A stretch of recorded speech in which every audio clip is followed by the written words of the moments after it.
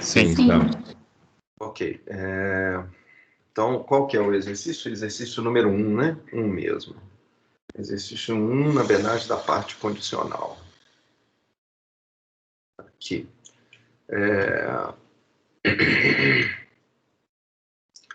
Então, esse aqui é o exercício. Qual que é a dúvida? Nós não estamos vendo esse exercício, não.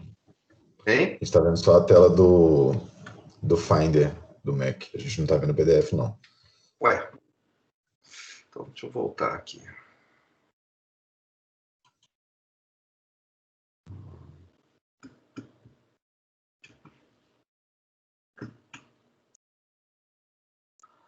Eu vou parar um segundo, então, e compartilhar de novo.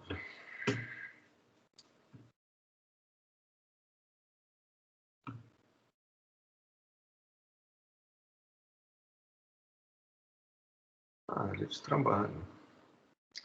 Deveria ser tudo. Estão vendo agora? Agora sim. Sim.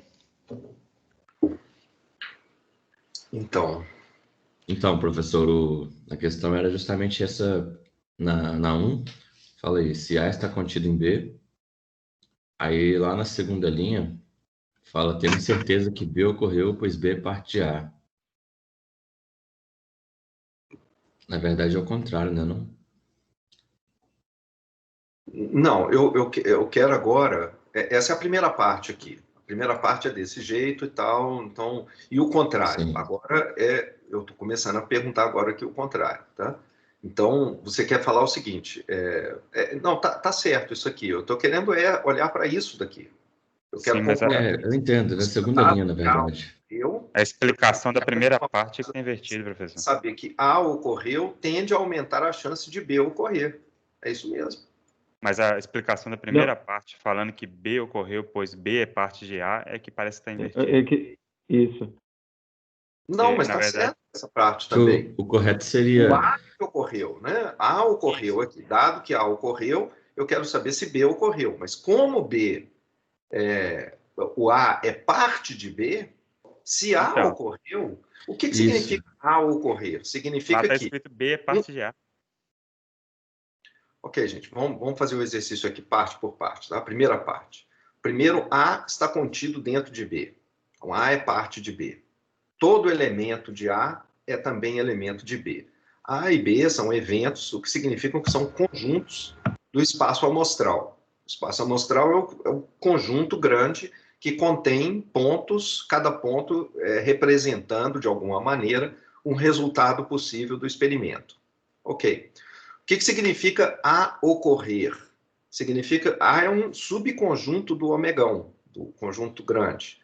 A ocorrer significa que algum resultado, algum ponto de A é o resultado que realmente ocorreu. O conjunto não acontece. O que acontece são pontos, são resultados individuais, atômicos, né?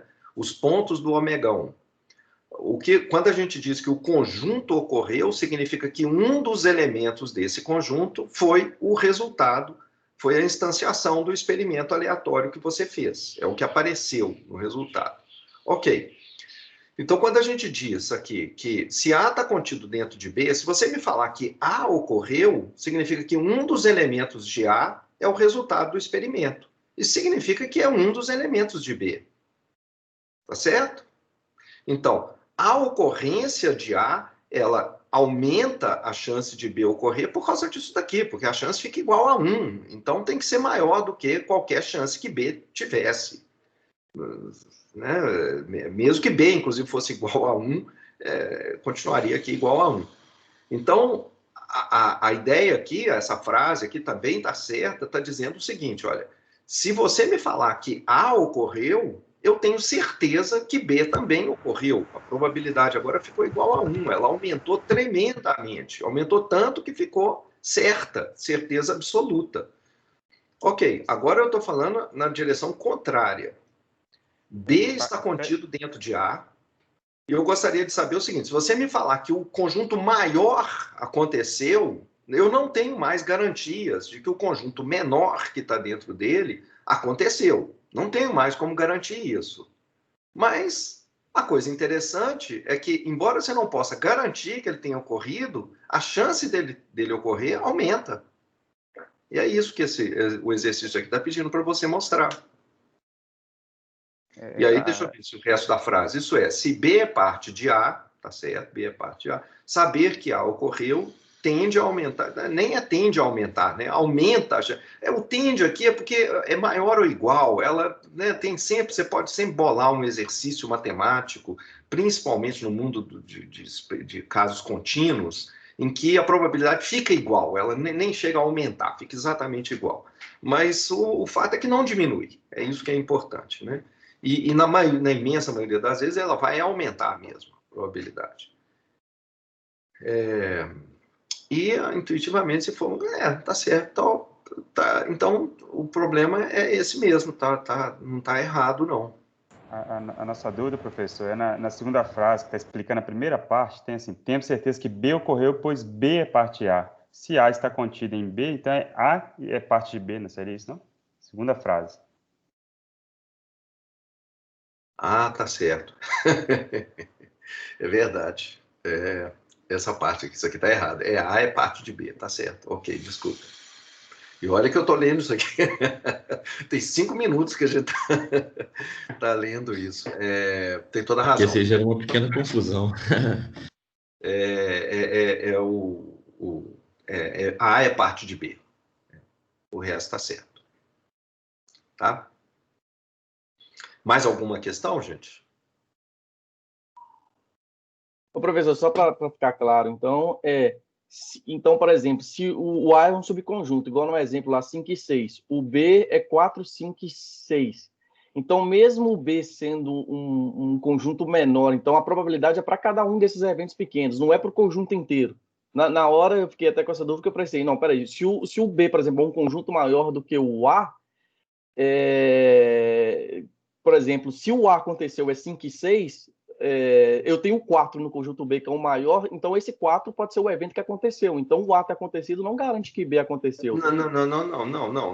Olha aqui, se você está dizendo que o A é o menor, e se você está dizendo que o A aconteceu, tem que ser um dos dois elementos de A que aconteceu. E não o cara que está fora de A e que faz parte do B. Quando a expressão, eu até, gente, o capítulo 2, eu estou reescrevendo ele, 2, sei lá, não, essa introdução de probabilidade, eu estou reescrevendo ele todo, está me dando um trabalho gigante, depois se vocês até lerem, eu sei que para quem já leu, ler de novo vai ser, mas realmente está mudando bastante, eu achei que eu estou demorando demais para entrar nas coisas realmente importantes, discutindo longamente sobre espaços amostrais mais complicados, do movimento browniano e outras coisas que eu acho que, dependendo do aluno e dependendo do estágio e do momento em que você está no seu estudo, aquilo pode ser uma marcha lenta insuportável, o material pode ficar se arrastando ali sem entrar logo. Então, eu estou colocando aquilo como sessões opcionais do capítulo. Eu acho que são importantes para quem quer aprofundar e estudar bastante análise de dados. Então, eu acho que são pontos importantes e que eu não vejo em outros livros. Mas eu realmente estava achando que isso era um grande diferencial do meu livro. Depois eu fui reler agora, achei que estava uma grande porcaria. Sabe? E aí estou reescrevendo ele todo, e de maneira que ele vai ficar bem mais curto, esse capítulo introdutório, na parte essencial. E como sessões opcionais, essa outra parte mais avançada, digamos assim. Mas então, voltando, então depois se vocês quiserem, não sei se essa dúvida que você está tendo aí é meio fruto de falar demais lá na parte antiga e no fundamental. Quer dizer, o que a gente está dizendo é, se você está me falando que A aconteceu e A tem 2 pontos, significa que um desses 2 pontos é o resultado do experimento. Eu não estou te dizendo qual deles aconteceu, mas a informação que eu estou te dando é que foi um desses 2. Então não pode ser um ponto que está fora do conjunto A. Tá claro isso? Aham. Ok. Entendi. Mais algum ponto, gente? Minha dúvida é com relação à entrega da lista 1, que Eu vi que você abriu a entrega da lista 1 na turma nova, porém eu já tinha feito a entrega na turma velha. Não é para entregar mesmo na turma nova, Não, né? não precisa não. Tá. É porque, pelo que eu vi da lista de exercícios que você colocou, antes tinha o exercício 7 e você substituiu pelo exercício 5. Aí a lista, de certo modo, vai estar desatualizada. Não, gente, não preocupa muito, não. A essa altura, eu não vou ficar olhando em detalhes se cada um fez a lista do jeito perfeito, exato, se você deixou de fazer um ou outro exercício. Eu acho que a situação está muito confusa para ficar assim, pegando no pé em termos dessas. Nós vamos ter ainda muitas listas, muitos exercícios daqui para frente, então tá tranquilo. Se você entregou lá a sua lista, pode ficar tranquilo. Inclusive porque, mesmo que ela não tenha, não entreguei a lista completa e tal, não preocupa. A menos que você não tenha feito nada, né? Mas eu vou estar olhando muito mais se você trabalhou nas listas, principalmente nessas primeiras, né? Do que um olhar muito atento e detalhado. Se você se fez direito, se corrigiu. Eu não vou fazer esse tipo de correção. Eu mal estou tendo tempo de arrumar o material aqui para vocês. Então tá bom, obrigado. Professor, sobre as listas ainda, quando e onde é o momento e espaço para a gente poder tratar dúvidas em relação a ela? Tem alguma monitoria? Tem uma monitora, eu não olhei isso com ela está me ajudando mais com algumas outras coisas, um próximo exercício que vocês vão fazer com a Naive Bayes e análise de texto. Mas eu posso pedir a ela para a gente organizar, talvez. Eu tenho que aprender como abrir o fórum aqui do Moodle, e aí eu acho que a coisa pode ser feita através do fórum aqui, eu acho que vai ser o melhor, inclusive para todo mundo ver as dúvidas, porque a dúvida de um, muitas vezes, é a dúvida de outro aluno também, ou outro aluno pode até se engajar na discussão e responder antes. Então, eu vou tentar fazer isso aí antes de quinta-feira, tá? Beleza, valeu. Só mais um, professor. Da Isolada, nós fizemos as listas e entregamos no Scanin. As duas primeiras e a terceira foi por e-mail. A gente deveria fazer de novo ou permanece essa do Scanin? Não precisa não. Eu estou aqui com as listas que foram entregues nos escaninhos e depois eu coloco lá para você ter certeza que ela foi recebida, tá? Se não tiver, obrigado. você avisa. Beleza, obrigado. Mais alguma questão, gente? Professor, essa primeira lista tá aqui para dia 17 de entrega, né? No Moodle, mas está 24, na verdade, né? Eu troquei a data limite de entrega. Eu continuei deixando aí como a data 17 para meu controle mesmo, para eu saber quando que tinha sido a data antiga e tal, mas não tem nenhum efeito, então você vai poder entregar, você não vai ficar com menos pontos por estar entregando agora, nada disso, tá? Então, a data está aquele dia que eu falei que é dia 17, né? Inclusive, eu acabei de checar aqui que alguém me mandou por e-mail essa dúvida. Então, ela realmente está com a data antiga, a data de entrega é a data antiga, mas tem uma data limite para você fazer o upload, que é a data agora, que é a semana que vem. Ou daqui a 2 semanas, né? As listas antigas. Tá ok? Então, eu achei que seria os 24, dia 24 de agosto que tá. Isso, exatamente. As listas antigas é dia 24 de agosto, 2 semanas. A lista nova é que é uma semana só, porque semana que vem já vai ter mais outra lista. Mas é porque da antiga aqui tá 17 de agosto, do mesmo jeito. Não, gente. Ok. Não sei se eu consegui entender o que você quer dizer.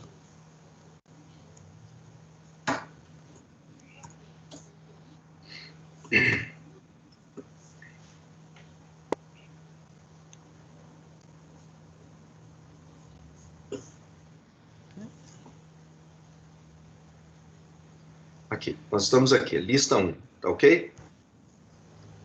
Não, é porque eu olhei pro evento, entendeu? Bom, a lista 1 tá aqui, eu não sei como é que ela aparece exatamente para você, tá? Mas imagino Na que página anterior que você tava. Na página anterior, pode voltar. Ok, não, mas eu quero te mostrar como é que ela está configurada. Tá. Aqui ela está configurada, então, a lista 1, ela... Aqui embaixo está data de entrega 17 de agosto e data limite 20. Ah, entendi. Peraí. E data Sabia que limite existisse, 24 de agosto. Não, agora até eu estou entendendo. Peraí, mas essa é a lista 1? É, lista 1, entendeu? Engraçado é que, na verdade, era até data 24. antiga, lá atrás de março, alguma coisa assim. Ah, que estranho. Devia ter colocado aqui março, mas tudo bem, então deixa assim. Então, não se preocupe, o que importa aqui é essa data limite. Depois dessa data limite, você não consegue mais fazer o upload. Então, aqui está errado, devia estar a data antiga, que eu já nem lembro mais, agora eu teria que ir lá olhar e mudar isso aqui. Se eu mudar isso aqui, não se preocupe, não tem... Pronto, deixa eu trocar isso aqui para o dia 24, pronto, e acabou. Esquece a data antiga, já está muita confusão. Valeu, obrigado. Beleza. Mais alguma coisa, gente?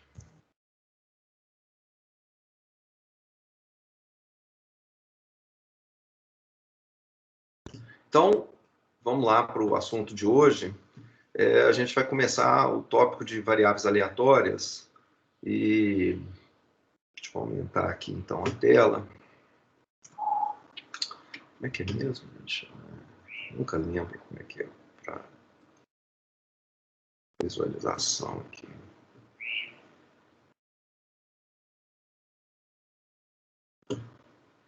Zero, porque ele não aceitou. Ok, todo mundo está vendo aí? Sim.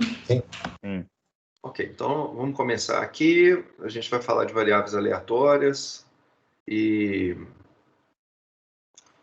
Então, probabilidade é um assunto de matemática. E até agora a gente viu, nós fomos apresentados a probabilidade da seguinte maneira: tem uma coisa que é chamada trio de probabilidade, ou espaço de probabilidade, e se você tiver essas coisas aqui, você pode começar a fazer cálculos matemáticos de probabilidade. Estatística, data mining, machine learning são assuntos que lidam com dados, uma tabela cheia de números. As linhas são itens, as colunas são atributos medidos nos itens. E como é que a gente conecta esses dois assuntos? Esses dois, um de matemática e outro de análise de dados, o link é fornecido por esse conceito de variável aleatória. Então, o espaço de probabilidade é a base matemática. A gente tem, nesse espaço, a gente precisa atribuir probabilidade a todo evento que é subconjunto de ômega. Todo conjunto desse pode ser difícil de fazer o cálculo, mas, em princípio, se você tem um espaço, para todo conjunto do omegão, você tem como calcular alguma probabilidade. Se o omegão for um conjunto muito complicado, a gente pode estar interessado apenas em alguns aspectos específicos do experimento aleatório. E as variáveis aleatórias, elas são a ferramenta para a gente reduzir esse espaço de probabilidade ao mínimo necessário que você precisa na prática de dados. Então, essas variáveis, elas são características numéricas do fenômeno aleatório que você está analisando.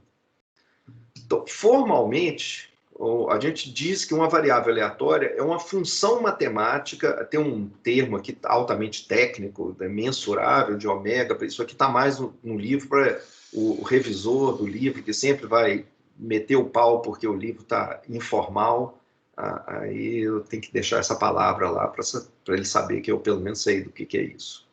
Então, isso aqui é simplesmente uma coisa extremamente técnica que tem a ver com aquelas coisas de conjuntos mensuráveis ou não mensuráveis, para os quais tem medido ou não tem medido, ou seja, na prática a gente pode ignorar isso aqui. E a variável, então, é uma função que vai do conjunto omegão para os números reais. A cada elemento do conjunto omegão, a cada resultado possível, a gente associa um número real. Aqui começam algumas coisas de notação matemática clássica. Esse xão aqui, quando eu fui estudar isso, eu fiquei horrorizado. Se isso era uma função, por que não usa a notação tradicional, Fzinho, Gzinho, as notações tradicionais de funções? Um X maiúsculo, X em geral é o símbolo que a gente usa para variável, não para função. Horrível isso. E o pior, a gente vai estudar daqui a pouquinho, que vai ser muito importante saber se o X é maiúsculo ou o X é minúsculo. Por enquanto, o X é maiúsculo aqui, quando é variável aleatória, que é uma função. Então, é muito chato essa parte inicial, eu acho confusa isso, eu acho, se você for atentar aí às definições rigorosas de matemática e tal, você fica meio... Mas isso é fruto de uma tradição histórica que permanece até hoje, e a gente usa esse símbolo aqui para variável aleatória, que é esse x maiúsculo. Então, você vai acostumando com isso. Então, a variável aleatória é qualquer função matemática que vai do conjunto omegão para R. Essa condição de ser mensurável você pode ignorar, porque na prática toda função ela é mensurável. Aí a gente tem a tabela de dados. A tabela de dados, nas linhas eu tenho os itens, ou indivíduos, ou exemplos, né? E cada linha representa uma diferente realização ou instanciação de elementos omeguinha do omegão.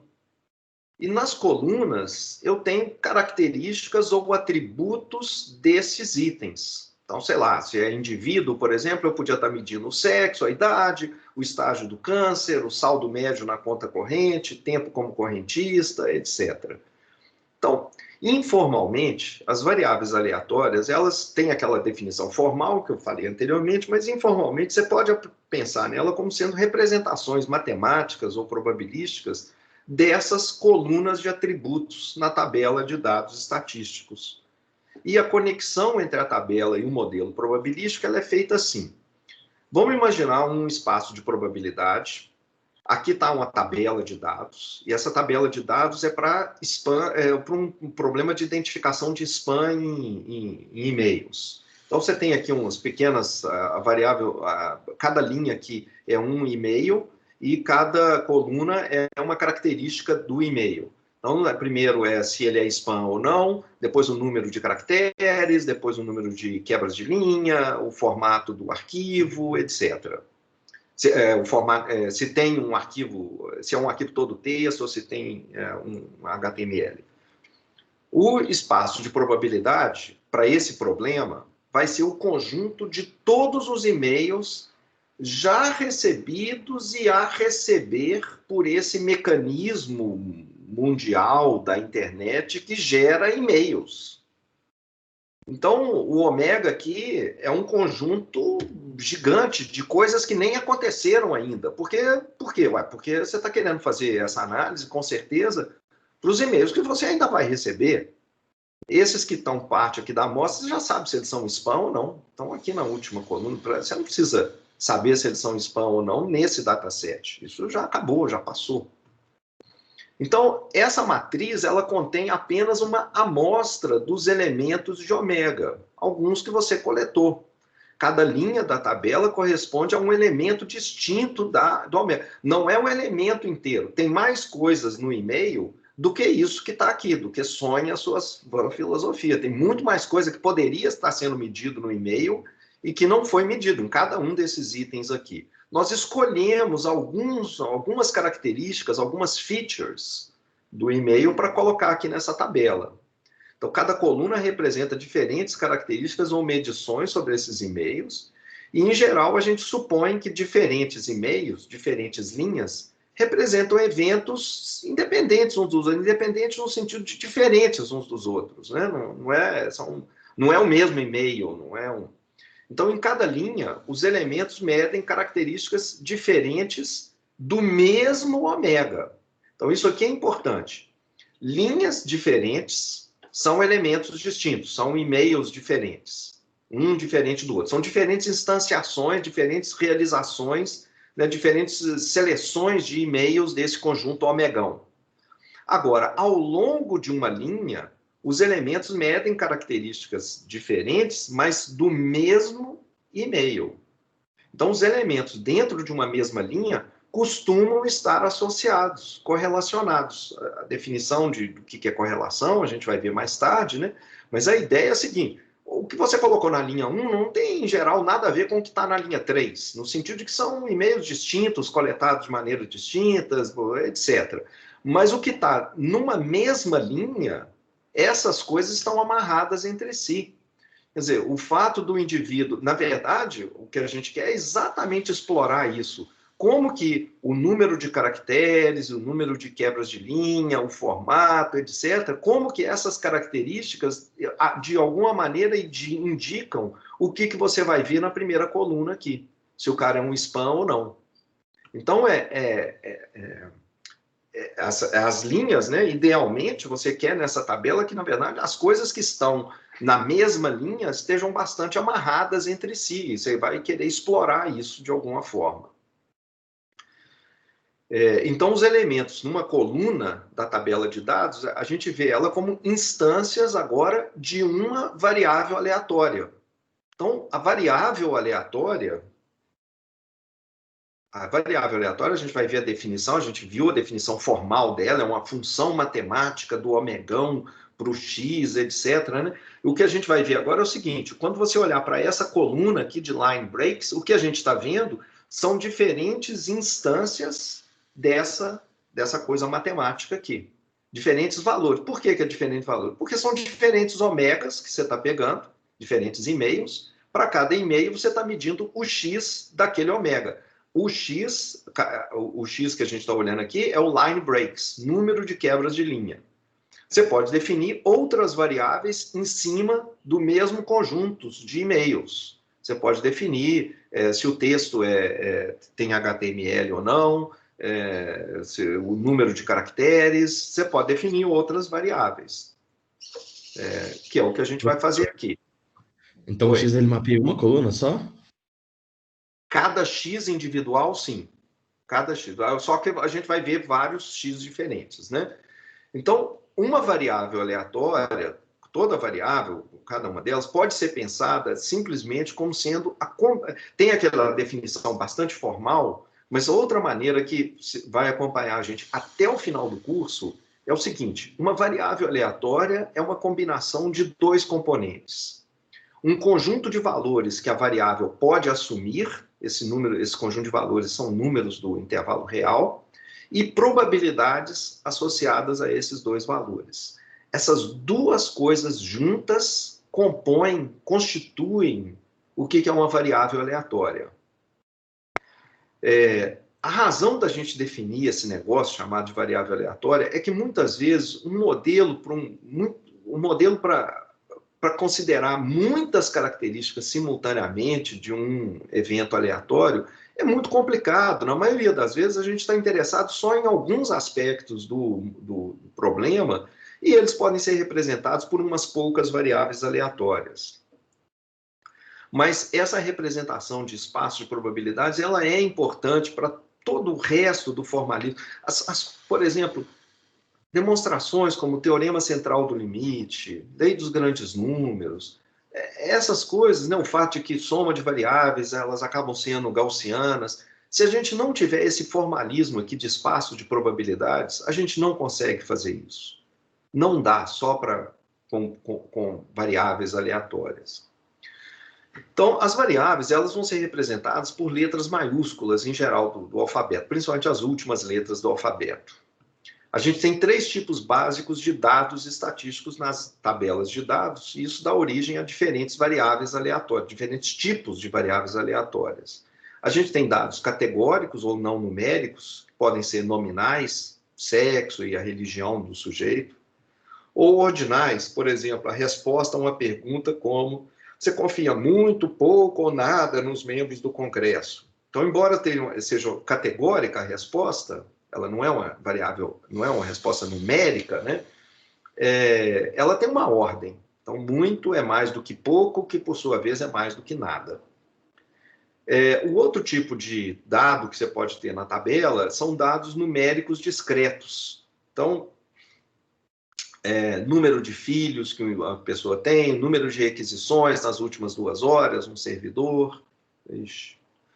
E, finalmente, a gente pode ter dados numéricos contínuos na tabela. Então, saldo na conta corrente, temperatura, índice de inflação, quer dizer, ou dados que podem ser considerados, né, contínuos. Esses dados eles vão ser representados por 2 tipos de variáveis aleatórias, as discretas e as contínuas. Então, as discretas vão servir para os dados que são puramente categóricos ou que são numéricos discretos. Isso aqui, número de filhos, número de requisições. E as variáveis cujos dados numéricos são contínuos, eles vão ter que ser representados com as variáveis contínuas. Então, o que são as variáveis discretas?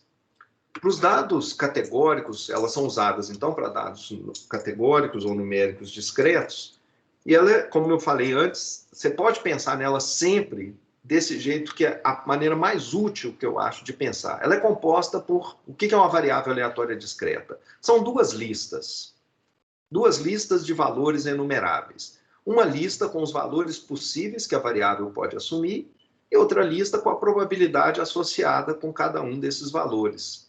Então, você representa isso, por exemplo, numa tabela, colocando aqui os valores possíveis e embaixo a probabilidade de cada um desses valores. A lista de probabilidades, elas têm que ser maiores ou iguais a 0 e tem que somar 1, para isso poder ser uma variável aleatória discreta.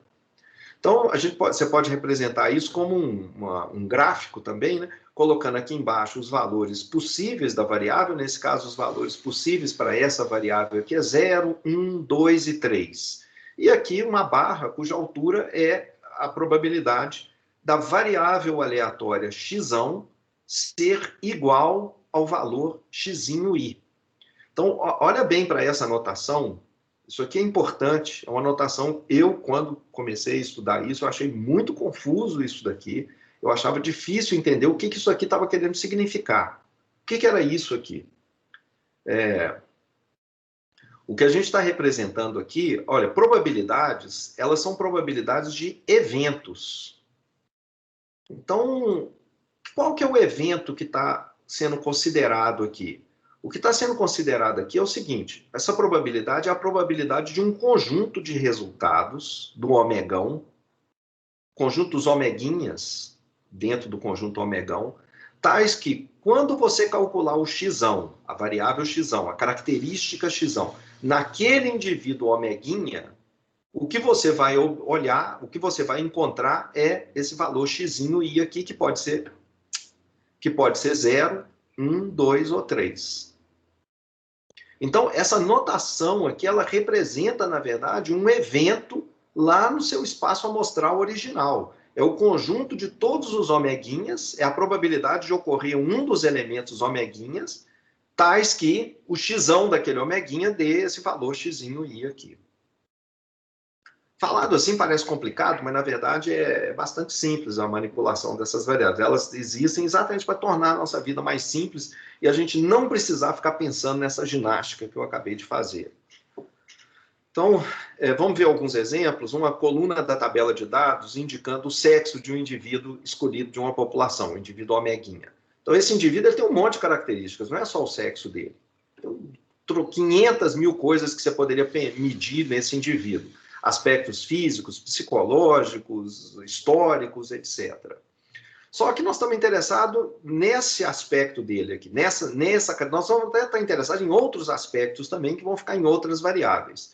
Mas essa variável, ela está medindo, capturando, né, o sexo do indivíduo, e aí a gente tem dois valores, 0 e 1.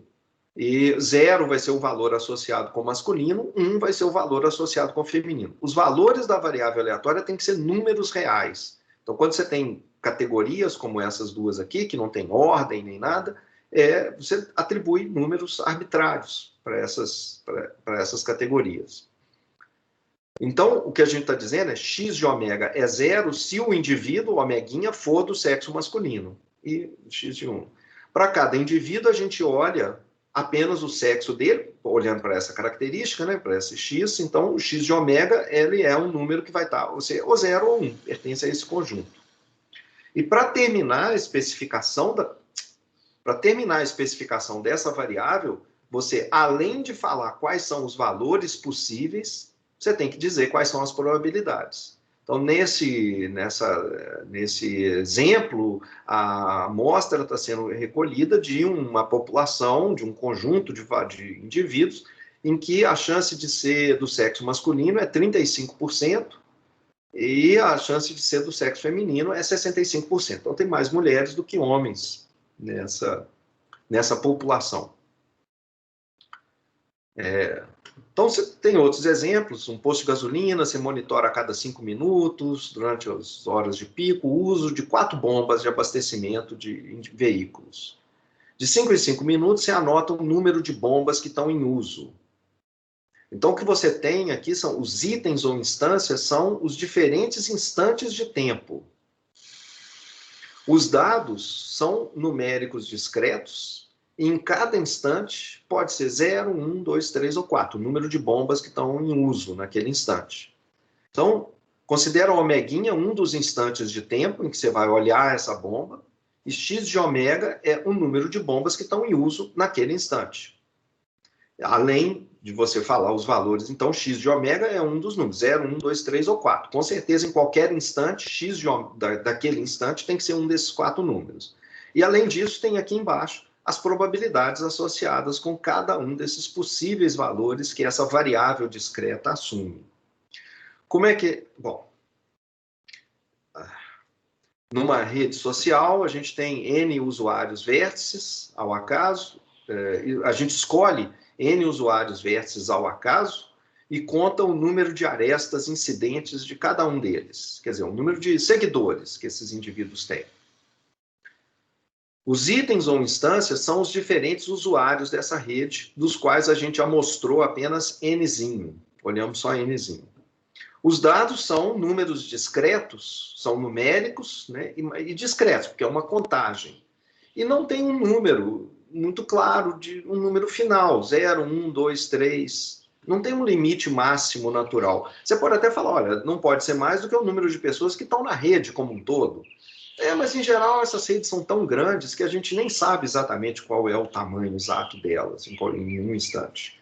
Então, é melhor você não caracterizar um número máximo aqui. Embora, evidentemente, tenha um número máximo, não pode ter mais do que o número de habitantes do planeta Terra, por exemplo, mas não compensa. Se você colocar aqui um limite máximo, vai tornar seus cálculos de probabilidade mais difíceis do que se você deixar todos os números naturais como valores possíveis aqui.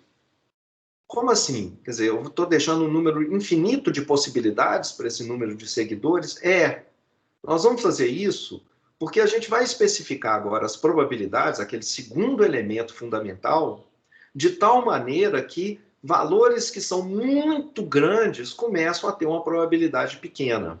Tão pequena que na prática podem ser ignoradas. No cálculo prático, elas vão sumir. Embora, em princípio, todo e qualquer número de seguidores seja possível, nem todos são igualmente prováveis.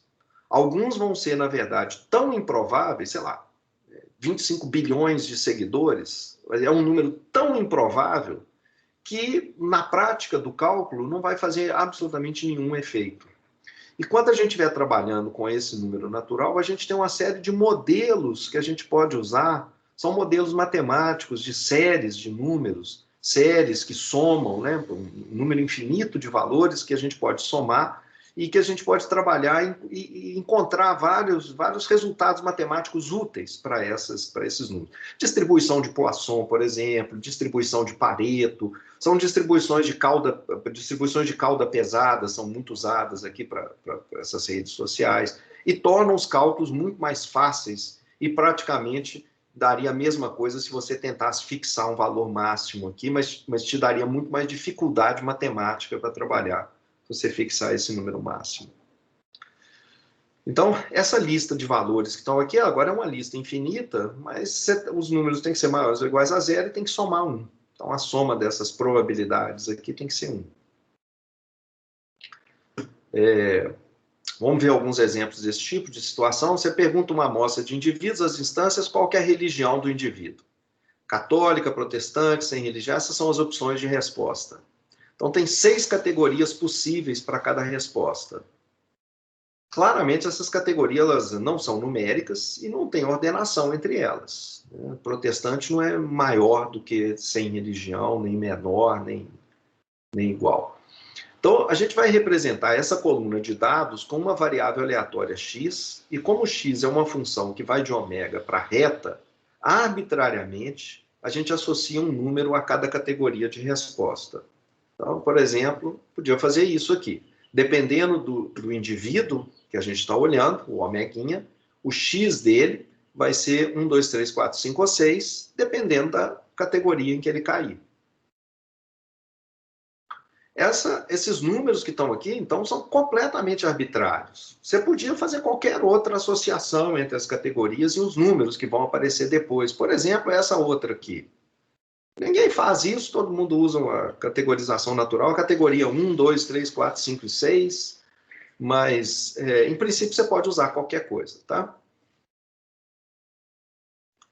Então, deixa eu voltar à especificação anterior, que é a mais usada, em que as 6 categorias de religião, elas são identificadas pelos números 1, 2, 3, 4, 5, 6, que é usualmente o que a gente faz.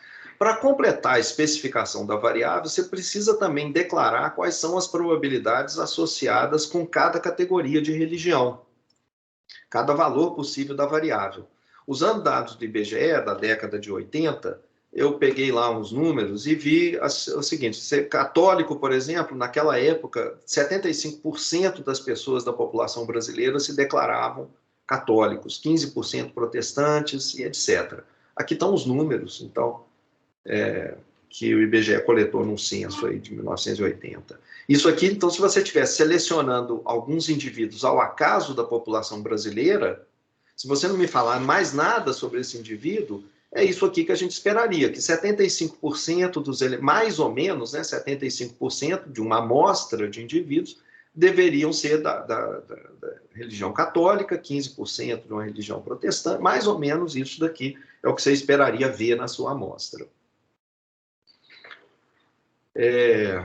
Então, essa atribuição de probabilidade a cada valor possível, ela é consequência, assim, do ponto de vista matemático, do ponto de vista formal, ela é consequência das probabilidades que você definiu diretamente lá no conjunto ômega com aquele trio.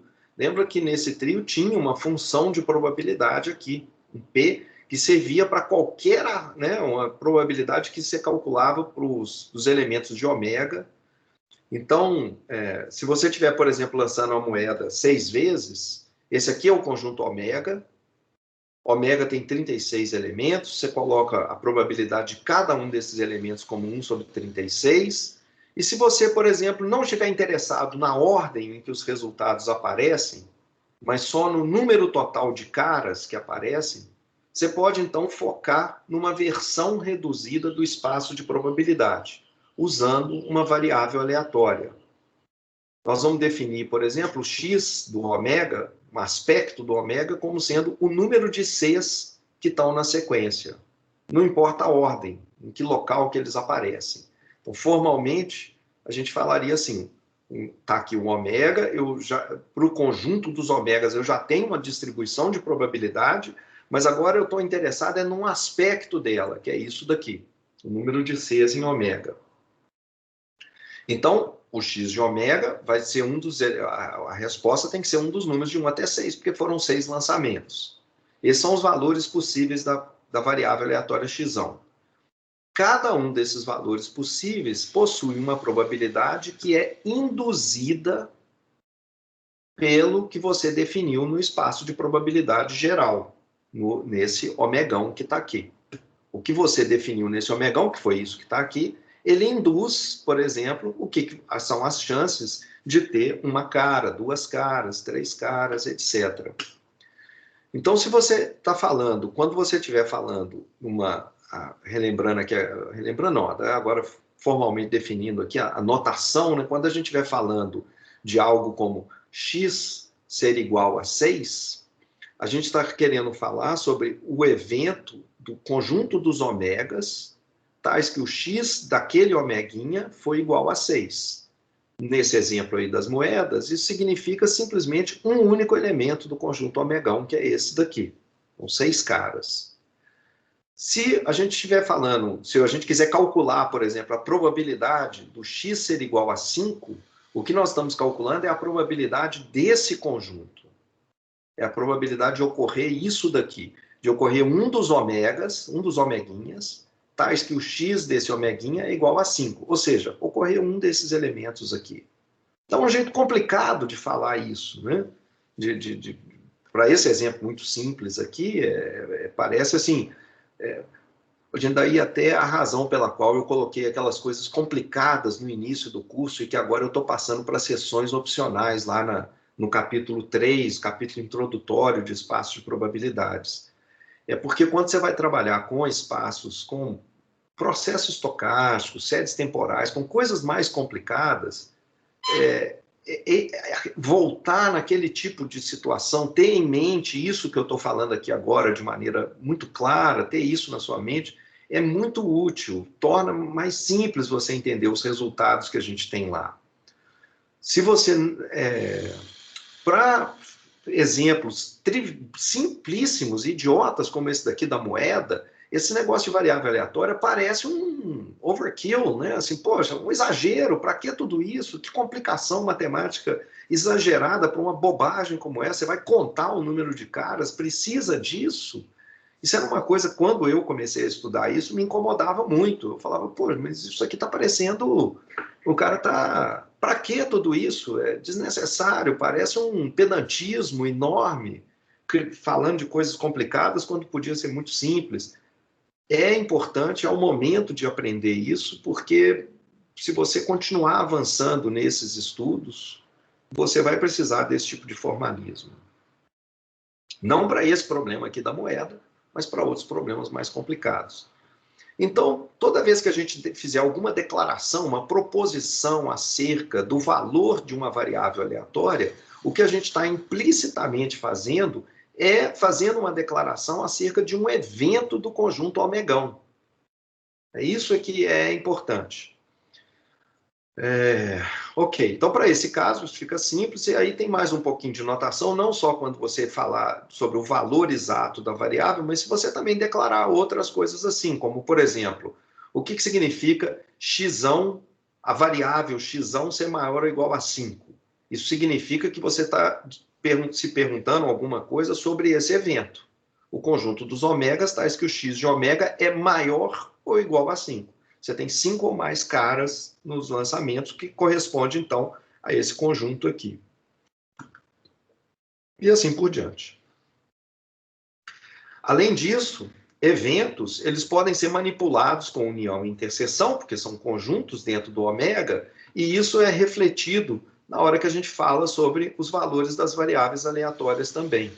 Então, se você estiver falando sobre xão ser menor ou igual a 5 e xão ao mesmo tempo maior do que 4, então estou me perguntando, fazendo algum tipo de proposição acerca, por exemplo, qual que é a chance do xão ser maior que 4 e ao mesmo tempo menor ou igual a 5?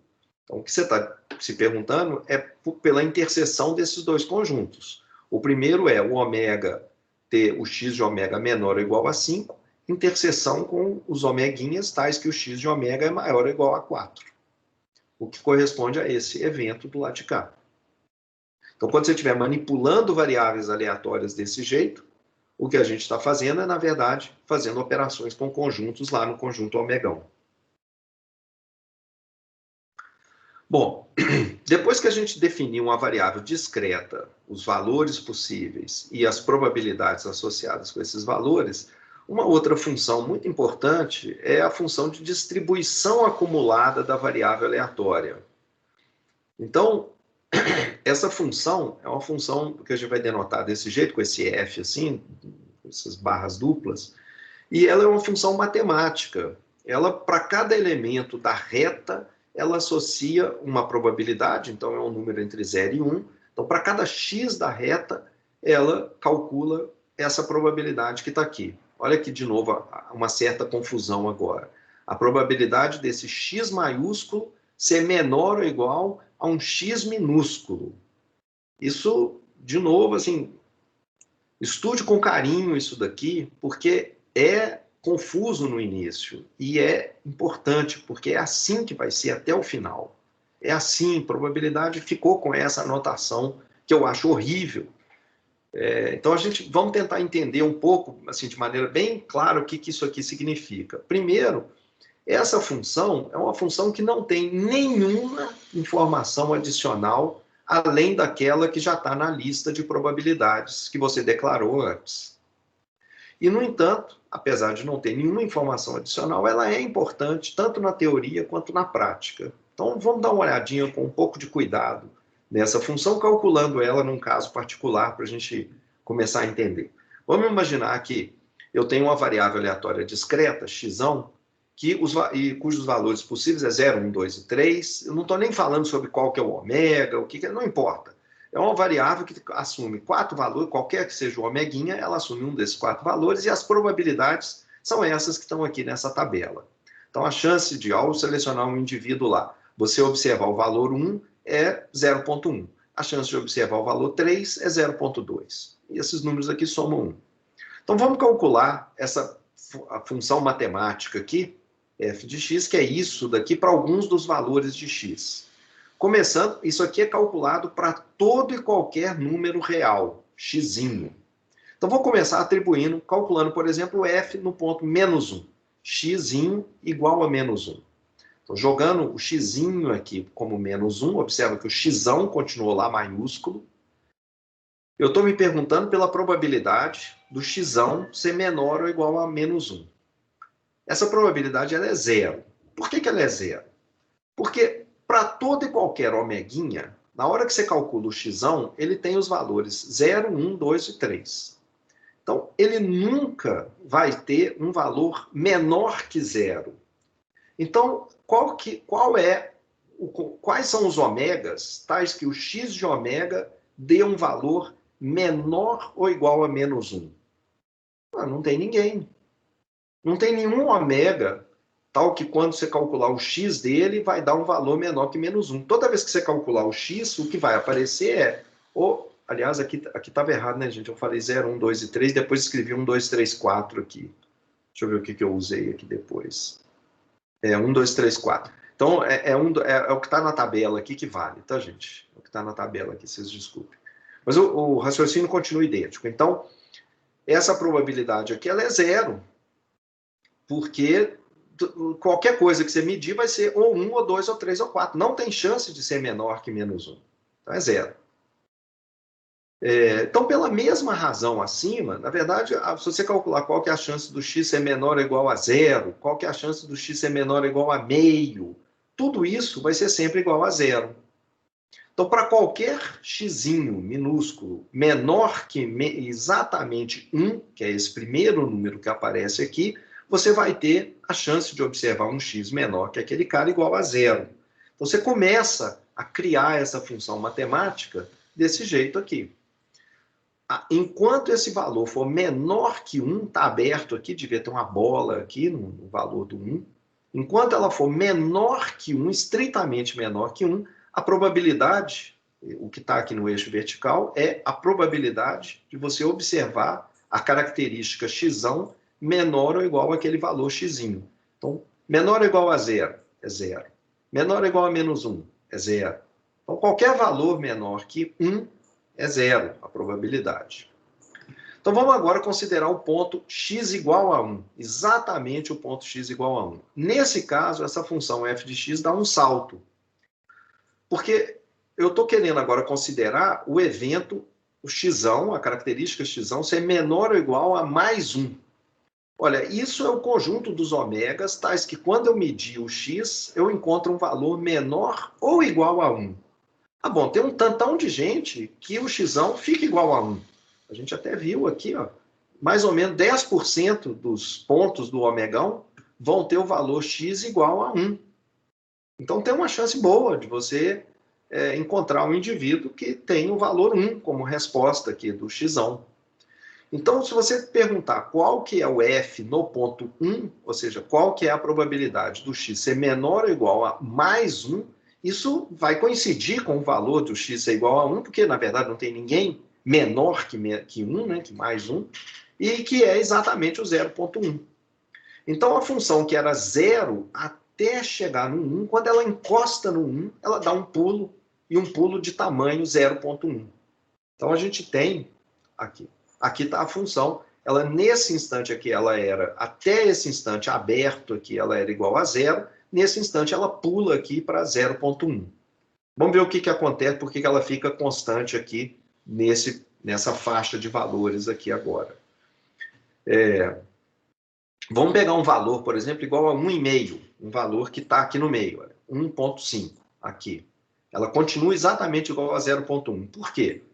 Porque para x igual a 1,5, qual que é o valor fzão no ponto 1,5? Xzão menor ou igual a 1,5 é a probabilidade de você ter um x que seja menor ou igual a 1,5. Bom, o x é 1, 2, 3 ou 4. Então, isso daqui coincide com o grupo de omeguinhas tais que o x de omeguinha é igual a 1, que dá 0,1. Então, pelo mesmo raciocínio, para qualquer x que tiver entre 1 e 2 sem incorporar o 2, a gente vai ter o valor, a probabilidade, igual a 0,1. Exatamente igual a esse valor aqui. Até que encosta no 2. Aí a chance de ser menor ou igual a 2 é a chance de ser um 1, ou 2, ele vai dar de novo um novo salto, e a função vai... Aí eu vou continuar isso aqui, eu vou deixar para você ir lendo. Então a função vai dando saltos quando ela vai encostando naqueles valores que são os valores possíveis da variável discreta, até que finalmente você chegou no último valor possível da variável aleatória. Você incorporou então agora todas as probabilidades de tudo que podia acontecer, e essa função agora fzão, ela fica igual a 1 daqui para frente. Ela fica aqui igual a 1. Então, ela fica aqui apertada entre 0 e 1, porque são sempre probabilidades, e observa que o que vai acontecer, na medida que você vai andando aqui com x, você vai incorporando mais e mais possibilidades de você ter os valores, né, anteriores, e essas probabilidades, então, elas vão subindo, elas vão aumentando. Essa função fzão é uma função que vai crescendo à medida que o x aumenta.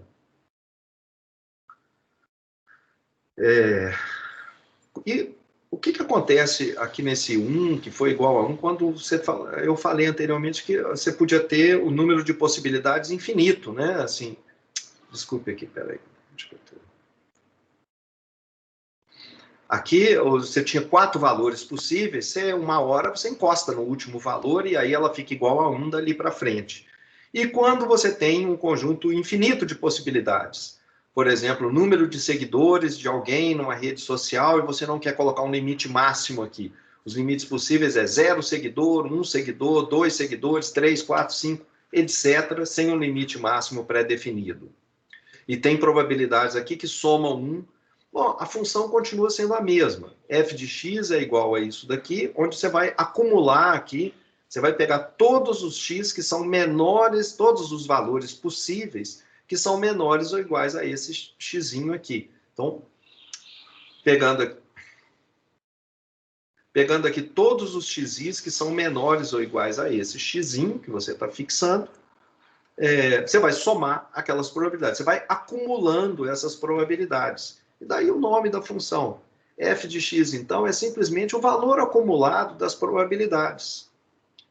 É por isso que essa função, ela, em princípio, não tem informação extra, não tem nenhuma informação adicional, além do que está aqui nessa tabela. Se você tem aqui os valores possíveis e as probabilidades de cada um deles, o que essa função aqui te dá é o seguinte, ela vai acumulando essas probabilidades aqui, é só isso, nessa ordem que eles estão aqui. É só isso, não tem nada demais. Então, se é só isso, para que definir isso? Para que essa complicação? Para que criar mais um negócio, dar nome, falar que é a função acumulada? Isso tem alguma relevância? Tem. Tem relevância, a gente vai aprender mais tarde que ela tem duas razões importantes para a gente definir essa função. A primeira delas é essa propriedade que eu acabei de falar aqui. Essa função f, ela está sempre entre 0 e 1, e ela é uma função crescente. É uma função monótona crescente. Essa característica de ser uma função monótona, essas probabilidades aqui, elas podem subir ou descer. Né? Aqui, essas aqui, elas podem começar aqui pequenas, subir para um valor maior e depois começar a descer de novo. Pode ser qualquer coisa. Mas a função f, ela tem um aspecto matemático que é essa monotonicidade, o fato dela ser uma função crescente ou não decrescente, né? Porque aqui no meio ela não cresce, então ela é não decrescente. Essa é uma característica extremamente importante dessa função que a gente usa num monte de teoremas, resultados, como técnicas para a gente demonstrar resultados importantes. Bom, se é só para teoria e demonstração de teoremas, que a gente não vai ver nesse curso, para que eu então estou gastando um tempo falando dela? Bom, existem várias técnicas de análise de dados que também fazem uso dessa função Fzão. Por exemplo, simulação Monte Carlo. Para você gerar números aleatórios no computador, a gente precisa dessa função Fzão. É uma das... Não é que a gente precisa, mas uma das técnicas mais usadas é uma técnica que usa essa função Fzão. Entre outras coisas que a gente usa. Vamos ver agora uma outra definição importante, um outro aspecto, que é o valor esperado de uma variável aleatória, esse E de x. O valor esperado de uma variável que é discreta é a soma dos valores possíveis da variável ponderados pelas suas probabilidades respectivas. Então, suponha que você tem uma variável discreta com valores possíveis listados aqui nessa tabela e com as probabilidades da linha de baixo. A esperança da variável é simplesmente essa soma que está mostrando aqui. Como essas probabilidades somam 1, você pode pensar nela como pesos, né? E o que você está fazendo é colocando para cada valor possível da variável um peso, cuja soma dos pesos é 1, né? Então você está fazendo uma média ponderada. Está fazendo uma média ponderada dos valores possíveis da variável. É só isso, esse valor esperado. Ele é um valor teórico, matemático. Ele está associado com a distribuição de probabilidade da variável aleatória. Você não precisa de nenhum dado estatístico para calcular o E de x. Você precisa das duas listas, a lista de valor possível e as probabilidades associadas. Eu preciso dessas duas listas aqui, porque o que eu faço é misturar essas duas listas agora, fazendo esse cálculo. Eu multiplico um pelo outro e somo. Mas eu não preciso de dado estatístico. Eu preciso dessa formulação matemática aqui da variável aleatória. O E de x, que é aquele cálculo, o resultado final não precisa ser nenhum dos valores que está nessa lista aqui. Na hora que você faz esse cálculo, isso aqui dá algum número que pode ser um valor intermediário entre esses aqui, não precisa ser nenhum deles. Mas se isso é um número teórico, matemático, isso tem que ter algum significado empírico ligado aos dados. Qual que é o significado empírico desse número? Como é que a gente interpreta esse número na prática?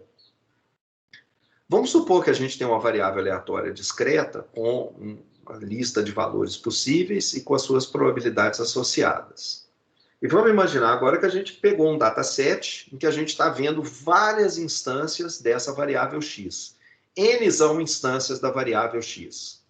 Então, eu coletei lá 100 mil e-mails e estou olhando os valores, 100 mil e-mails, o número de caracteres dos e-mails. Então, eu tenho 100 mil números aqui, que são 100 mil instâncias dessa variável. Tá? Nessa amostra, vamos imaginar que o xi apareceu NI vezes. A gente estima a probabilidade essa probabilidade que está aqui em cima. Se você não tem um modelo matemático para ela, a gente usa os dados para obter valores aproximados para essas probabilidades. Como é que você obteria, por exemplo, um valor aproximado para a chance da variável x, o número de quebras de linha, ser aproximadamente 25, ser igual a 25? Bom, você olha lá quantos e-mails tiveram número de quebras de linha igual a 25 e divide pelos 100 mil e-mails que você tem.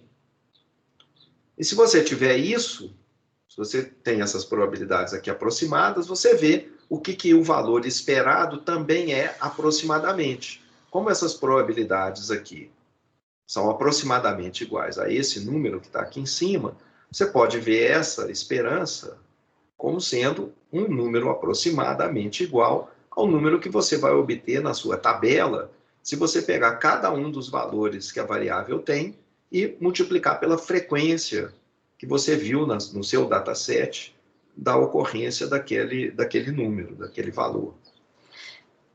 Então, a gente encontra o E de x aproximadamente igual a essa quantidade. O xi apareceu NI vezes na amostra. Então, o que a gente está fazendo é o mesmo que a gente está fazendo. Essa conta aqui é uma maneira integrada, né, de fazer a mesma coisa que somar os Nzão valores da amostra e dividir por Nzão. Então, se a amostra for grande, não sei se todo mundo... Deixa eu ver se eu acho que eu tenho um exemplo aqui. Não. Deixa eu voltar aqui. Acho que fica mais fácil aqui. Aqui. Vamos pensar no seguinte, devia ter um exemplo ali naquele pedaço. Vamos imaginar que você tem lá uma... Deixa eu pensar aqui numa variável qualquer.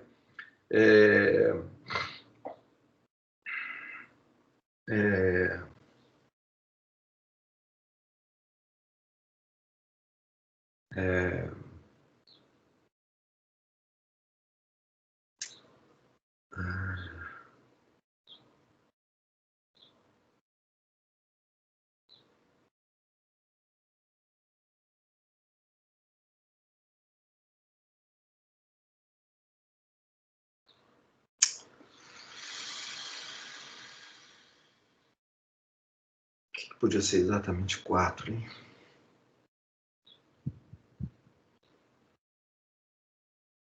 Ok, deixa eu fazer um exemplo mais simples aqui, porque agora, senão eu não vou conseguir, vou ficar parado aqui pensando num exemplo. Deixa eu inventar um mundo fictício aqui, em que o que a gente está olhando aqui dentro...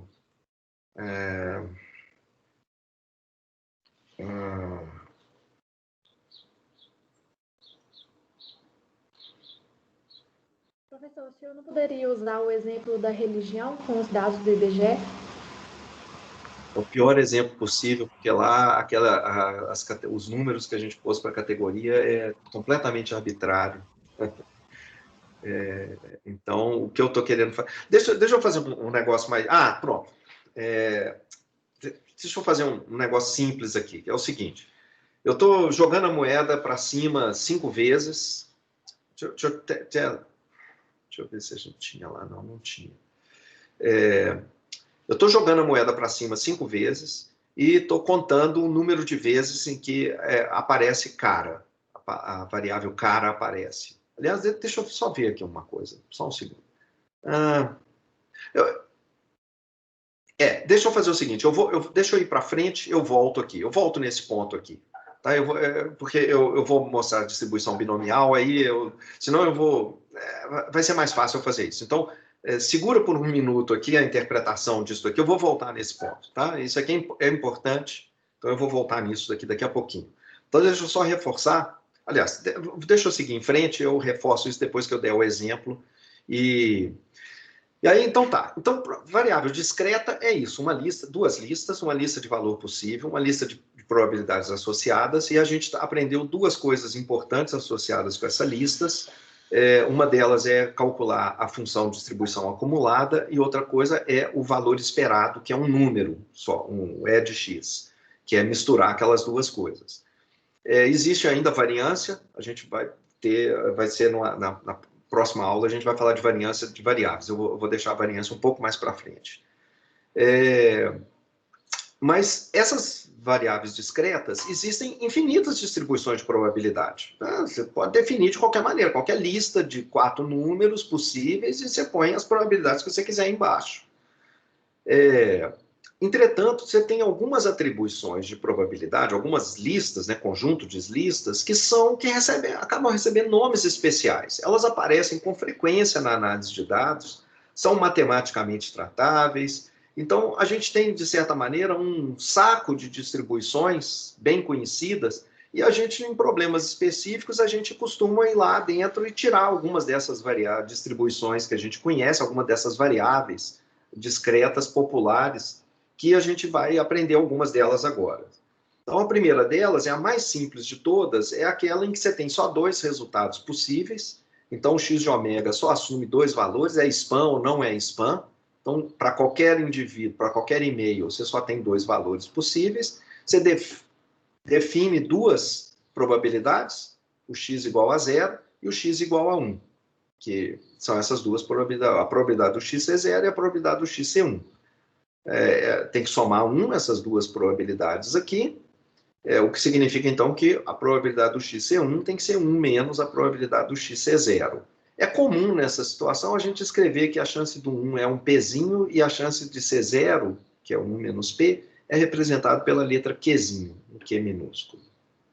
Mas a distribuição... e o E de x, no caso do Bernoulli, vamos só fazer a conta, na próxima a gente volta nisso daqui, por enquanto só uma conta mesmo. Se o P, então, a probabilidade de ser 1 é Pzinho e a chance de ser 0 é Qzinho, o E de x, pela nossa fórmula, pega cada um dos valores possíveis, 1 e 0, multiplica pelas suas probabilidades e soma. Isso aqui, como é multiplicado por 0, vai ficar só essa primeira parte aqui, que é P. Pzinho. Então, o E de x é P. Não é igual a nenhum dos valores possíveis de x, que são zeros e uns. É um número que está tipicamente entre 0 e 1. Então, deixa eu pular isso aqui um minutinho, esse resto, e a gente volta nessa interpretação do E de x, depois que a gente vê esse exemplo aqui. Essa outra distribuição é muito conhecida também, a binomial. O que significa essa distribuição? Ela é a distribuição que aparece quando a gente faz um certo número, nzinho, de repetições independentes de um experimento binário. O experimento binário é o tal do Bernoulli, a distribuição de Bernoulli, que só tem 0 e 1 como resultado. A gente costuma falar sucesso e fracasso, sucesso para o 1 e 0 para o fracasso. Então, a probabilidade de ter um sucesso, ela vai ser constante, igual a um certo número, no intervalo 0 e 1. E o que o x faz, a variável x, quando a gente tiver, então, a gente tem uma sequência de resultados, sucessos e fracassos. E não me interessa a ordem em que os sucessos e os fracassos aparecem. Eu olho apenas para o número total de sucessos. Então, para cada resultado, que é uma sequência de sucesso, n possíveis sucessos e fracassos, eu olho só a contagem do número de sucessos. E essa variável, x, então, que vai aparecer, a gente usa esse símbolo aqui, ela tem uma distribuição de probabilidade, que é a distribuição binomial, com parâmetros n e θ. N é o número de repetições, θ é a probabilidade de sucesso em cada repetição do experimento. A lista de valores possíveis, então, para esse número total de sucessos é 0, 1, 2, até n. E as probabilidades que estão associadas com esses números aqui são essas que estão aqui de baixo. No livro, texto, eu faço eu faço a dedução de por que essas probabilidades são essas daqui. Eu não vou fazer isso aqui agora, mas é uma dedução importante que você leia. Então, a fórmula geral, aqui devia ser x maiúsculo, tá, gente? Não y, aqui eu troquei, estou passando para o nome x aqui, mas a probabilidade do x ser igual a k, ela vai ser dada por essas probabilidades, então, que estão aqui em cima. A fórmula geral delas é essa expressão que está aqui embaixo. Esse aqui é aquele número, coeficiente binomial, que é o n fatorial sobre o k fatorial em n menos k fatorial. É o número de maneiras de escolher k posições dentre n possíveis. Aqui exatamente são as posições aonde os k sucessos vão ser colocados. Eu vou deixar para você ler isso lá no livro texto, como que essa probabilidade, essa fórmula foi deduzida. E a gente tem duas coisas aqui. Se você fizer a conta matemática, que também está lá no livro texto, eu não vou fazer aqui, se você multiplicar cada um desses valores possíveis pela fórmula da probabilidade e fizer uma manipulação algébrica, você vai descobrir que o valor esperado da variável é n vezes o θ. Então, o número de repetições vezes a chance de ter o sucesso em cada um. E do lado de cá, uma coisa que a gente não definiu ainda, eu decidi definir um pouco mais na frente, que é o desvio padrão ou a variância. Isso vai estar mais na frente, a gente não viu aqui ainda. Então, vamos dar uma olhada com um pouco mais. Aqui são fórmulas, então, mas o que essas fórmulas realmente significam? Bom, vamos olhar aqui. Aqui a distribuição binomial com n e θ, ela depende, então, dessas duas quantidades. Eu vou começar supondo uma situação parecida com a da moeda. de lançar uma moeda que tem uma probabilidade de sucesso igual a meio. E o que eu vou fazer é variar o número de lançamentos que eu vou fazer da moeda. Então, o que fica? Primeiro, os valores possíveis vão aumentando aqui à medida que eu estou aumentando o número de lançamentos da moeda. E as probabilidades vão seguindo essa fórmula. Então, vamos dar uma olhada, né, na cara dessas probabilidades aqui, à medida que eu mudar o cenário. Então, lembrando, eu estou jogando uma moeda para cima. E aqui eu estou variando o número de lançamentos que eu estou fazendo. Se eu lançar uma moeda 3 vezes apenas, então o θ aqui meio, o número de caras que eu vou ter no final é 0, 1, 2 ou 3. Porque eu estou lançando a moeda só 3 vezes. Então daqui para frente é 0. Né? Não tem nada. Os únicos valores possíveis é 0, 1, 2 e 3. E as probabilidades, dadas por aquela fórmula que a gente viu antes, são esses números que estão aqui. De maneira que, lançando a moeda 3 vezes, o mais comum é que você tenha 1 ou 2 caras, com uma probabilidade relativamente pequena, menor, né, um pouco maior do que 10%, você talvez tenha todas as 3 caras, os 3 lançamentos. E com a mesma probabilidade, assimétrico aqui, você tem também a chance de ter tudo coroa. Exatamente tudo coroa, todos os 3 lançamentos. O que acontece se a gente começa a jogar a moeda um pouco mais para cima? Bom, então agora o número de possibilidades, de número de caras que pode aparecer, aumenta, chega até 6. E as probabilidades são essas que estão aqui agora. Então, a chance de você ter todos os 6 lançamentos, todos iguais a cara, quer dizer, ter 6 caras no final, é uma probabilidade pequena. Está aqui 0,10. E ela está aqui seria 0,05 ou 5%. Parece que é alguma coisa como 1%, talvez, de chance. Não é 0. Você tem chance de lançar a moeda 6 vezes e ter tudo cara. Mas isso vai acontecer aproximadamente uma vez a cada 100 vezes que você fizer esse experimento. O que vai acontecer com maior probabilidade é você ter exatamente 3 caras nos 6 lançamentos. E está aqui a probabilidade. É mais ou menos, um pouco mais do que 0,30 é a chance de acontecer isso. Você pode ter 2 ou 4 caras com igual probabilidade, essas 2 probabilidades aqui estão na mesma altura, que é um pouco menor do que 0,30, parece que é alguma coisa como 0,24.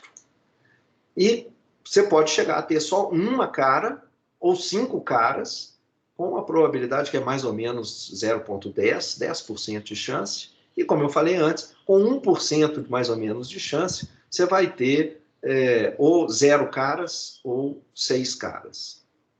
Nenhuma cara ou tudo cara. O que acontece quando a gente aumenta para 10? Bom, agora eu não vou passar mais rápido.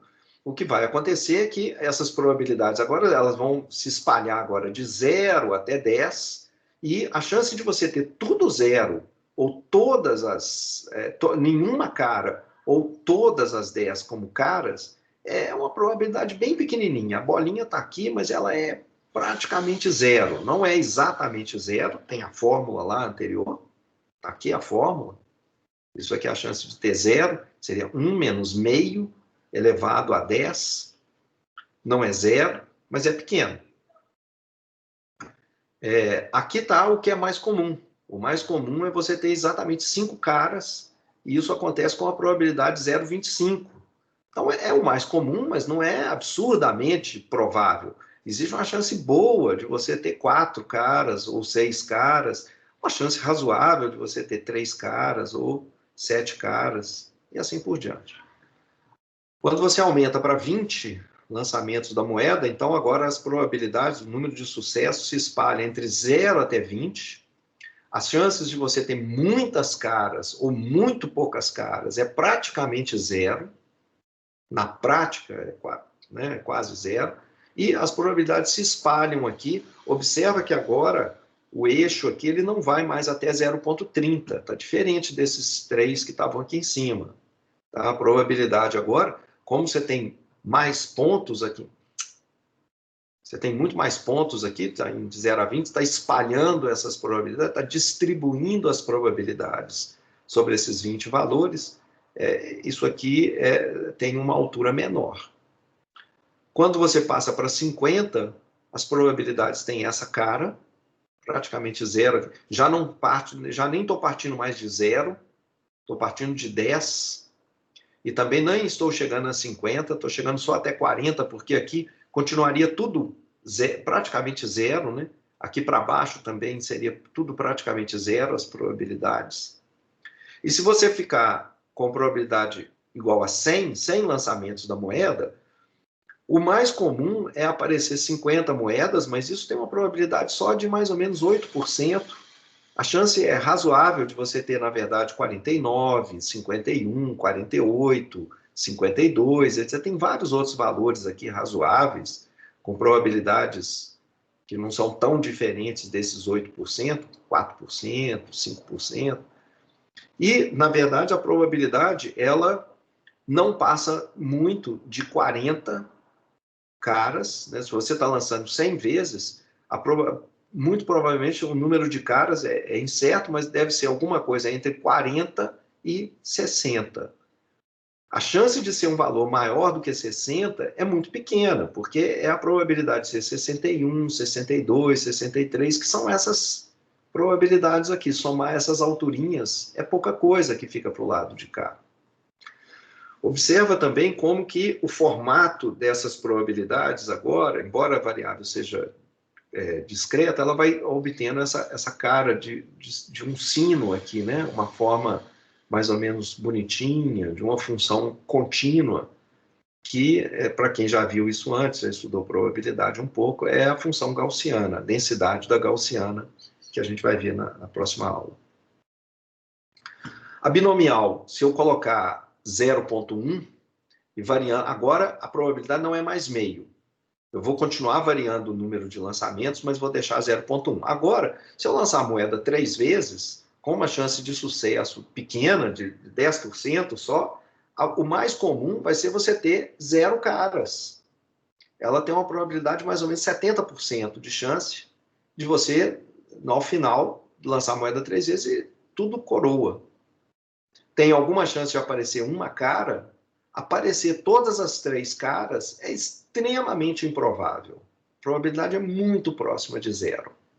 O que acontece quando a gente lança mais a moeda? Bom, a chance agora continua sendo alta de ser 0, ter 0 caras, mas a chance de ter uma cara agora, ela não é mais tão pequena, não é mais 20%. Parece ser alguma coisa como 35% de chance. Você vai ter uma cara nos 2 lançamentos. Tem até alguma chance de ter 2 caras também. Mais do que 2, continua sendo altamente improvável.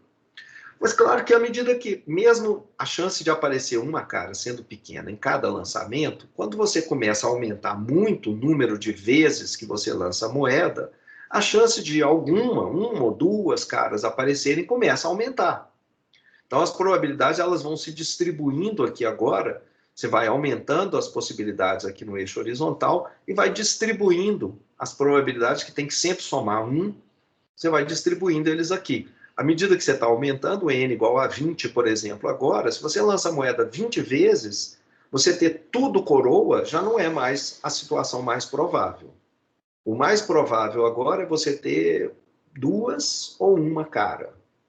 3 caras é até bem razoável também. Aí, talvez você possa ter 0 caras, ou talvez até 4 caras, ou até 5 caras. Mais do que 5 parece ser bastante improvável, quando o n for 20. Agora, se você lançar a moeda 50 vezes, aí o mais comum é você ter, você ter alguma coisa próxima de 5, na maioria das vezes, 5 caras nos 50 lançamentos, oscilando um pouco, às vezes um pouco mais ou um pouco menos em relação a 5.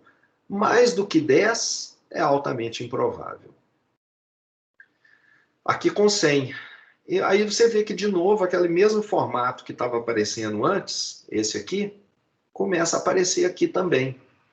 Assim, uma função mais ou menos simétrica e com uma forma que sobe suavemente, depois desce suavemente. Uma forma que lembra a distribuição gaussiana, para quem já viu.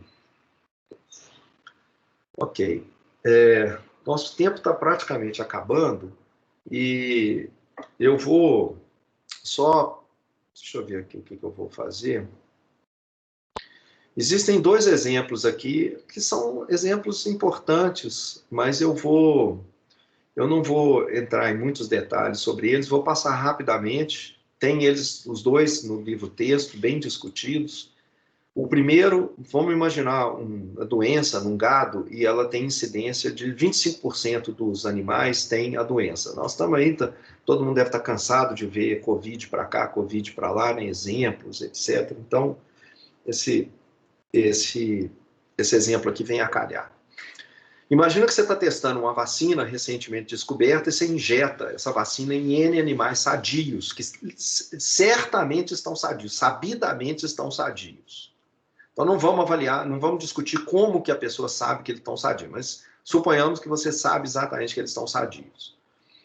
E aí como é que você avalia o resultado? Você quer ver se a doença que incide naturalmente no gado, em 25% dele, se essa vacina conseguiu de alguma maneira proteger esse gado.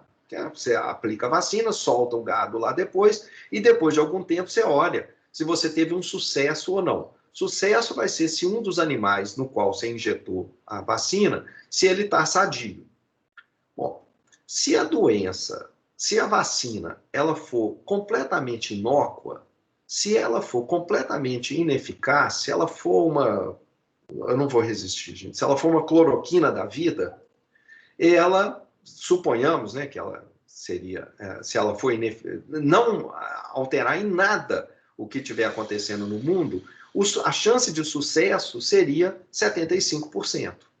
Que seria o contrário aqui, né? O gado, sim, ele fica infectado naturalmente com 75%, então... olha, hoje tem alguém que parece que está querendo gravar aí, não faz isso não, eu estou gravando e vou colocar depois disponível, tá?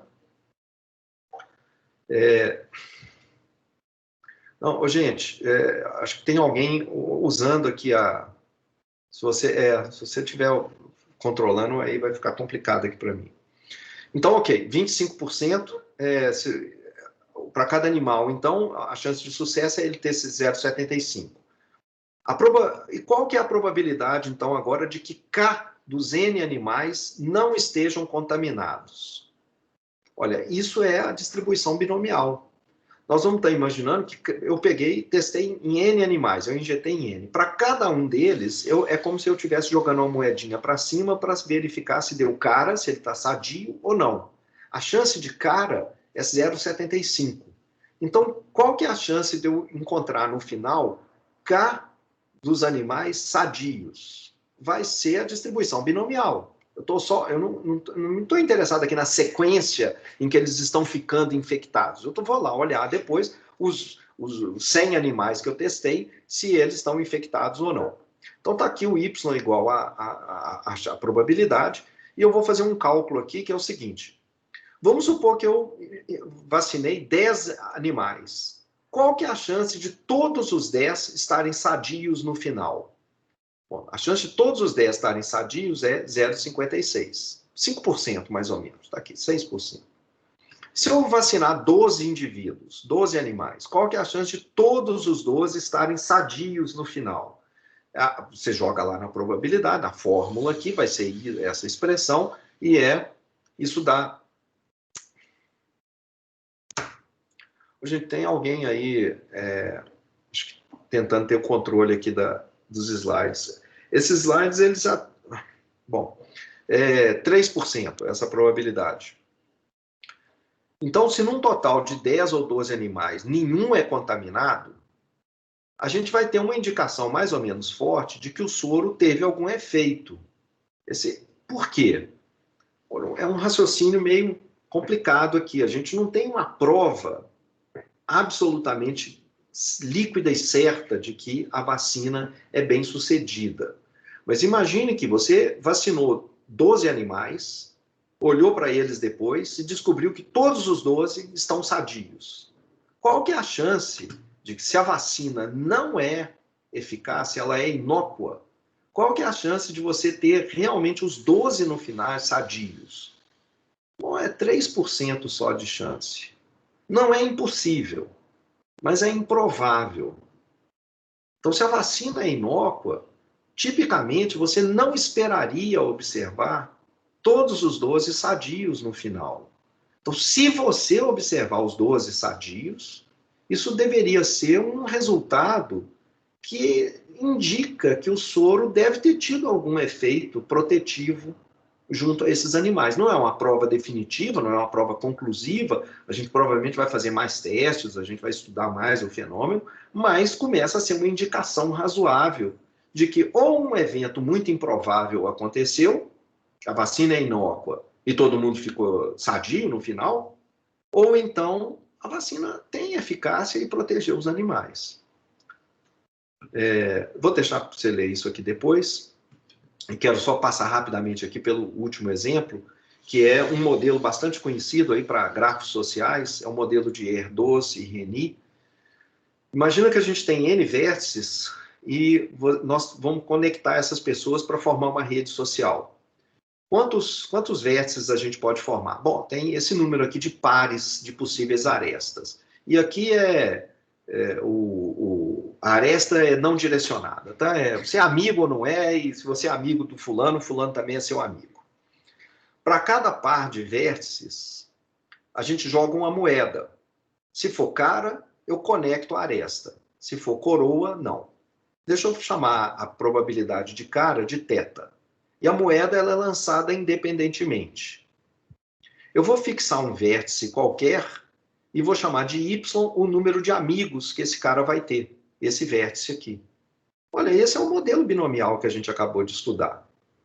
Eu estou lá parado no indivíduo, no vértice, eu vou agora olhar os n-1 vértices que estão na minha frente. Para cada um desses vértices, eu jogo uma moedinha com probabilidade de sucesso igual a cara. Deu sucesso, eu conecto com o outro cara.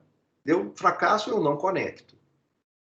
Então, o número esperado, jogando na fórmula do número esperado, ela é igual a esse número que está aqui, n-1 vezes θ. Esse 1 aqui é para, né, nas redes grandes, isso aqui é praticamente nθ. Então, é praticamente n. Então, se você tem, por exemplo, é só 10% a chance de você se conectar com uma pessoa qualquer, se você tem lá uma rede com 10 mil indivíduos, o número de sucessos vai ser 10% de 10 mil. Seria 1.000, então cada pessoa teria aí 1.000 amigos. Aqui está um exemplo de um grafo gerado pelo modelo binomial do Erdős e Nice. Aqui estão os vértices. A probabilidade de você conectar uma pessoa é só 1%. Eu tenho N vértices, 100 vértices aqui. Então, cada indivíduo tem, em média, um amigo só. Então, você está vendo aqui que muitos indivíduos têm 0, alguns indivíduos têm 1, alguns indivíduos, como esse aqui, têm 3 amigos, alguns têm um pouco mais, como esse cara aqui teve 5. Mas é isso que a gente observa. Alguns resultados super legais, que a gente não vai tratar no nosso curso, mas que aparecem, que foi o que o Erdős, eles são famosos, não porque eles pensaram nesse exemplo bobinho aqui, eles são famosos, o Erdős e o Reni, porque, além, né, o paper deles é famoso, porque eles provaram um monte de coisas sobre esses grafos que você pode formar quando você deixa o tamanho da rede crescer, quando ela não é pequena demais. Vamos lembrar que a fórmula, o número esperado de vizinhos de um vértice qualquer pela fórmula lá que a gente viu, seria mais ou menos nθ, que é a proporção, então, né, se θ é 0,1, então seria 10% dos indivíduos da rede são os amigos de um vértice qualquer. Bom, a primeira coisa que eles demonstraram é o seguinte: imagine que você tem um θ grande o suficiente para fazer com que o número esperado de amigos seja maior do que 1, estritamente maior do que 1. Por exemplo, 1,3. Em média, você tem 1,3 amigos. Bom, o que eles descobriram é que esse grafo ele vai ter um componente gigante da ordem de n, no conceito de componente gigante mesmo, tá? De teoria de grafos. E o segundo, quer dizer, é do mesmo tamanho do grafo inteiro. Quer dizer, vai ter um componente, né, que significa a conexão, né? Você vai ter uma rede aqui, como essa daqui, né? Se o número de amigos for estritamente maior que 1, aqui não é não, aqui é igual a 1. Ó. Esse produto aqui dá igual a 1. Se for estritamente maior do que 1, esse componente aqui, que é o componente gigante desse grafo, ele seria mais ou menos da ordem do grafo inteiro. Ou seja, ocuparia o grafo inteiro. Ou seja, para um indivíduo qualquer, ele pulando aqui, ele consegue chegar em qualquer outro da rede. Essa é a ideia aqui. Se o N for estritamente maior do que 1. Ainda, se esse N θ for estritamente maior do que 1, gente, mais 3 minutos aqui para eu acabar, tá? O grafo gerado, quase certamente, não terá um componente conectado maior do que O de log N. Peraí. Aqui está errado, tá, gente? Desculpe, é menor, porque eu estou falando o contrário daqui de cima. Aqui em cima se isso aqui for maior que 1, o componente gigante, o componente conectado, né, gigante, o maior de todos, ele vai ser do tamanho do grafo. Se ele for menor do que 1, isso aqui está errado, tá? Se for menor que 1, o grafo quase certamente não vai ter um componente que seja no máximo do tamanho de log N. Então, muito menor do que o tamanho do grafo completo. Ou seja, se isso aqui for menor do que 1, as pessoas tendem a estar isoladas, em redes, subgrupos, sub-redes isoladas. Se o Nθ for maior do que, um pouquinho maior do que o log de N, quer dizer, agora não é 1, deixa assim, e se for maior do que 1? Bom, o que a gente pode dizer? Bom, se o Nθ for maior do que o log de N, um pouco maior do que o log de N, o grafo quase certamente será completamente conectado. Não vai ter ninguém isolado. E se for um pouquinho menor do que esse log de N, o grafo quase certamente vai ter vértices isolados. E muitos outros resultados que eles acharam. Isso é muito legal, gente, porque a partir disso daqui você pode falar, então se esse modelo aqui é verdade, na hora que eu criar uma rede grande, eu deveria observar algumas coisas aqui dependendo de quais são os parâmetros que eu tenho por trás. Será que eu realmente observo isso ou não? Você sabe que nas redes sociais não é isso que a gente observa. A gente observa coisas diferentes do que aparece nesse modelo do Herdose e Reni. Mas é o tipo de coisa que a gente pode fazer com a nossa simples distribuição binomial que a gente acabou de aprender aqui.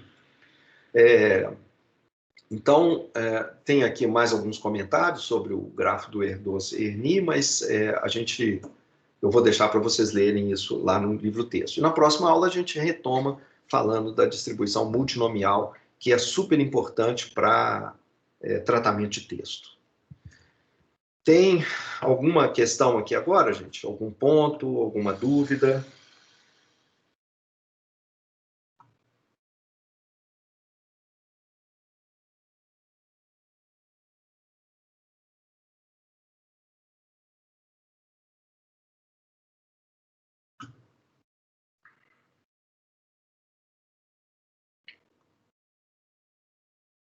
Bom, se não tem, então, nenhuma questão, vamos encerrar a aula aqui e a gente retoma na quinta-feira.